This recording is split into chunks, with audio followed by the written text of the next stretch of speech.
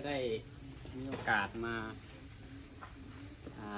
เมียนสอยครูบาอาจารย์อยู่วัดอุมาเนาะมีทั้งกราบยังไง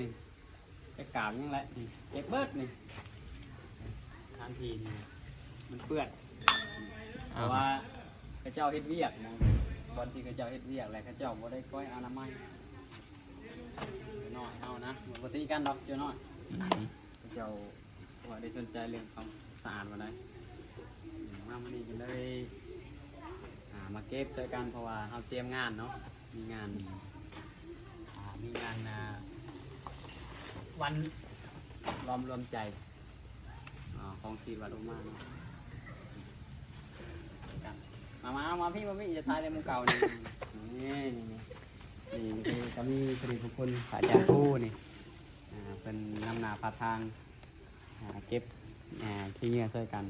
อันนี้น่าจะเป็นอันนั้นกาบไม่อัดนะมันเปื่อยแล้วบตี้เราใส่ด้นนะแล้วทางนั้นก็คือพญายเฮาเนาะพญายสบายดีพญายเห็นยัง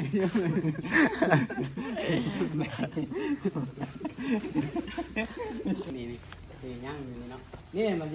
มันชิโดนมาจากนี่แหละกาบนี่มันจะบอนสร้างกับเจ้าบอนสร้างกับเจ้านอนนะตีกับเจ้าเมทลานี่ล่างใหญ่ว่าพระเจ้าใส่ลายตีแล้วมันก็เสื่อมคุณภาพของมันว่าไงซะมันก็หมดอายุมันก็สิเปื่อยไปสิแหละ